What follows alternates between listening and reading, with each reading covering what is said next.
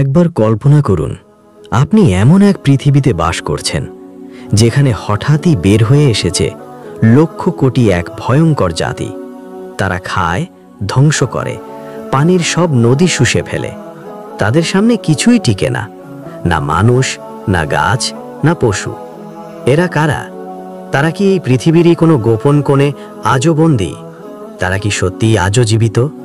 তারা কি আদম সন্তানেরই অংশ? তাদের ইতিহাস কোথা থেকে শুরু আর ভবিষ্যৎ কোথায় গিয়ে ঠেকে? বন্ধুরা, আজ আমরা জানব এমন এক জাতির কাহিনী যাদের নাম উচ্চারণ করলেই আতঙ্ক তৈরি হয়, যাদের ফিতনার কথা কোরআন এবং হাদিসে এসেছে বিস্তারিতভাবে, যাদের বলা হয়েছে কিয়ামতের আগের সবচেয়ে ভয়ঙ্কর ধ্বংসযজ্ঞ। তারা হলো ইয়াজুজ ও মাজুজ। অনেকেই মনে করেন ইয়াজুজ মাজুজ কোনো কাল্পনিক জাতি, কিন্তু না, তারা ছিল, এখনো আছে এবং একদিন তারা বের হবেই।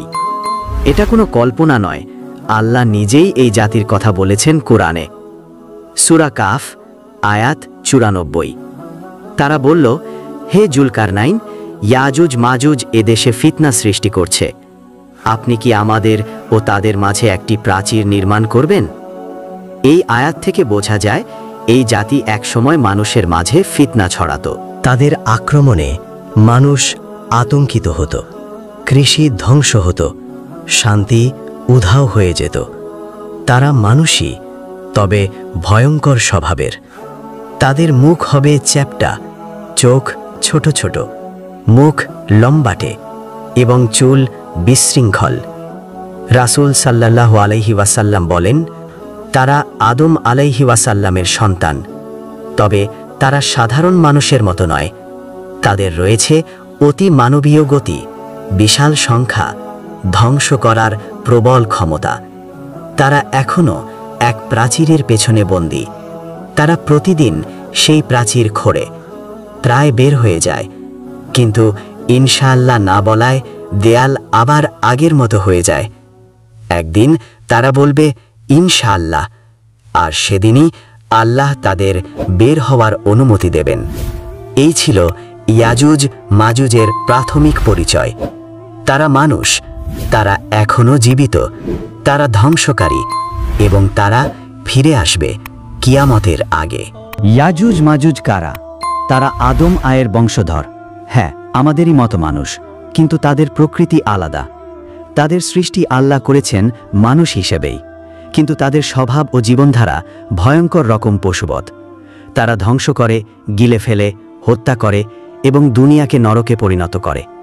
হাদিসে এসেছে, তোমাদের একজন যদি ৯৯ জনকে হত্যা করে, তাহলে সেই ইয়াজুজ মাজুজের একজন, অর্থাৎ এদের সংখ্যা মানুষের তুলনায় ৯৯ গুণ বেশি।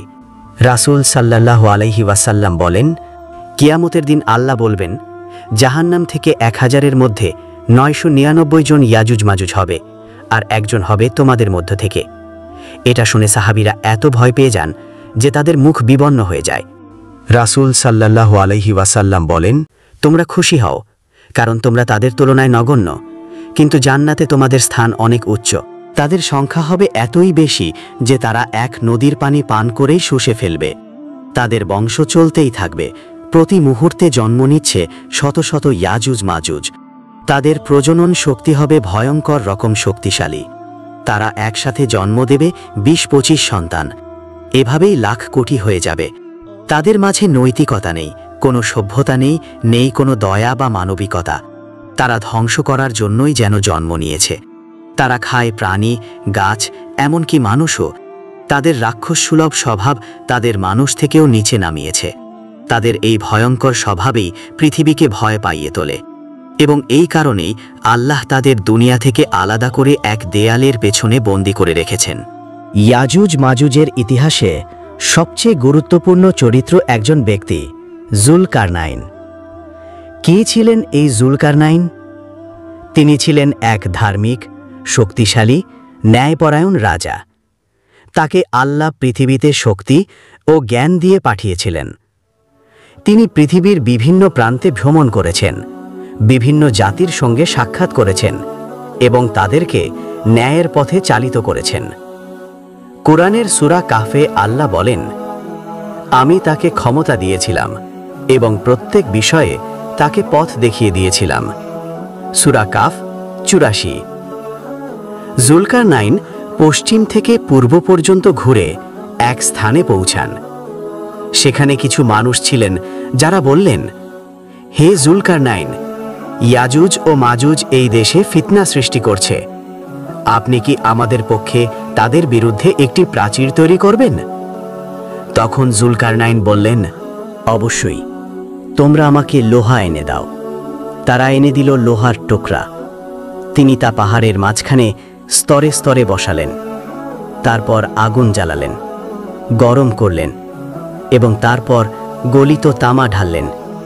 এভাবেই তৈরি হলো এক অদৃশ্য প্রাচীর, যা ইয়াজুজ মাজুজ শত চেষ্টা করেও পেরোতে পারছিল না। জুলকারনাইন বললেন, এটা এক প্রাচীর। আমার রবের প্রতিশ্রুতি আসা পর্যন্ত তারা এর উপর উঠতে পারবে না। সূরা কাফ ৯৮।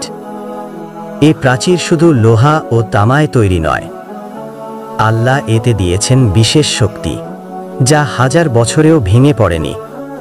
এই দেয়ালের পেছনেই ইয়াজুজ মাজুজ আজও বন্দী। তারা প্রতিদিন দেয়াল খোঁড়ে, প্রায় পার হয়ে যায়, কিন্তু ইনশাআল্লাহ না বলায় দেয়াল আবার আগের অবস্থায় ফিরে যায়। একদিন তারা বলবে, ইনশাআল্লাহ। সেই দিন হবে দুনিয়ার সবচেয়ে ভয়াবহ দিনগুলোর একটি। তাদের বন্দিত্ব হাজার বছর ধরে চলছে। তারা প্রতিদিন দেয়াল খোঁড়ে, প্রায় শেষ করে ফেলে। তখন বলে, চলো কাল আবার শুরু করব। কিন্তু তারা বলে না, ইনশাআল্লাহ। ফলে তারা ফিরে গেলে আল্লাহ দেয়ালটি আগের অবস্থায় ফিরিয়ে দেন। এভাবেই যুগের পর যুগ তারা আটকে আছে। কিন্তু একদিন আল্লাহ তাদের মনে করবেন। তারা বলবে, কাল ইনশাআল্লাহ আমরা দেয়াল শেষ করব। সেদিনই আল্লাহ দেয়াল আগের মতো আর করবেন না। তারা বের হয়ে আসবে। তারা ছড়িয়ে পড়বে পৃথিবীতে বজ্রপাতের মতো। পাহাড় ডিঙিয়ে, নদী পার হয়ে, শহর গিলে খেয়ে এগিয়ে যাবে। রাসূল সাল্লাল্লাহু আলাইহি ওয়াসাল্লাম বলেন, তারা তাবারিয়ার হ্রদের পানি পান করবে। প্রথম দল এসে সব পানি পান করে ফেলবে। পরে আসা দল বলবে, এখানে তো আগে কিছুই ছিল না। তাদের সংখ্যার কোনো হিসাব নেই। তারা এতই বেশি হবে যে তারা শুধু চলেই যাবে। সামনে যা আসবে তা ধ্বংস করবে। তারা মানুষ হত্যা করবে, গাছ কাটবে, পশু খাবে, বাড়িঘর ধ্বংস করে দেবে।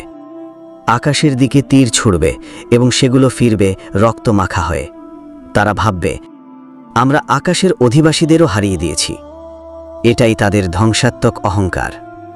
সেই সময় মুসলিমদের নেতা হবেন ঈসা আলাইসালাম।